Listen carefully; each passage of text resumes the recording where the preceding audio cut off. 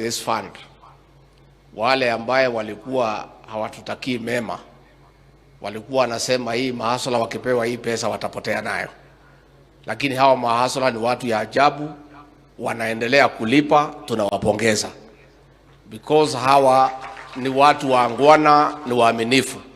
Ni vile tu walikuwa wamekosa nafasi, lakini wakishapata usaidizi ni watu waangwana na wanaendelea kulipa, and we encourage them to continue.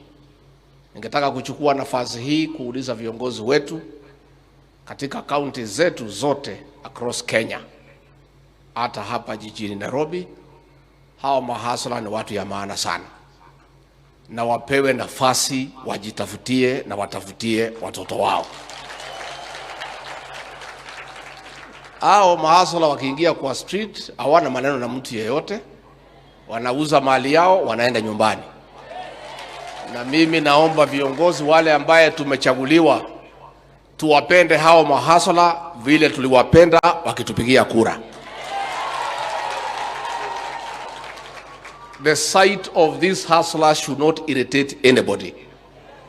We should love them the way we loved them wakipiga laini kutupigia kura. And we want to urge our county governments not to be pushed na watu wengine wale wako na mali matajiri kusukuma hao mahasla. Hao watu wako na mali hawakuwa wanataka sisi rais, hawa ndio walisimama na sisi. Kwa hivyo tunauliza wakuu wote wa serikali za county waungane na sisi national government kuwaheshimu, kuwapenda, kuwasaidia the hustler nation which is responsible for us being in the positions we occupy today.